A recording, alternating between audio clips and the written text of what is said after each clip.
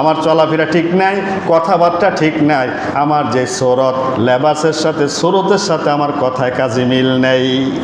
এখনো রাখছে আল্লাহ রহমতে, আন্না আল্লাহ কবে ধ্বংস করে দিতেন।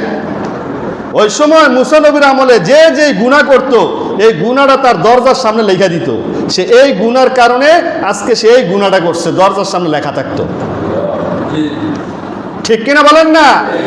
কিন্তু আল্লাহর নবী মেরাজে যে 4টা দোয়া করছে, 4টা দোয়ার মধ্যে এই দোয়াটা করছে, আল্লাহ আমার উম্মতদেরকে আপনি শরম দিন না, লজ্জা দিন না মালিক। আমার উম্মত, আমি শ্রেষ্ঠ নবী আমাকে বানাইছেন, আমার উম্মত শ্রেষ্ঠ উম্মত, আমার উম্মতদেরকে আপনি লজ্জা দিন না। এই গুনাহগুলো যদি লেখা দেন, দরজার সামনে চিহ্ন থাকে, সমাজের মানুষ যদি জানে, তাকে বয়কট করবে, তাকে জায়গা দিবে না, তার সাথে কোনো কথা বলবে না, লেনদেন করবে না, মুআমালাত করবে না, চিহ্ন হয়ে যাবে। আল্লাহ আমি দোয়া করি আমার উম্মতদেরকে আপনি লজ্জা দিন না, শরম দিন না। আল্লাহ তখন রহমাতুল লিল আলামিনের খাতিরে সেদিন সেই দোয়া কবুল করে নিয়েছে। বন্ধুরা আমার, একটু দেখেন না, বুকে হাত দেন, নিজেকে গবেষণা করেন, রিসার্চ করেন, নিজেকে একটু ভাবুন, একটু জাগ্রত হন, একটু সচেতন হন, ঘুম থেকে উঠুন, আল্লাহর দিকে ধাবিত হন, আল্লাহর দিকে প্রত্যাশিত হন, আল্লাহর রহমতের আশা রাখুন।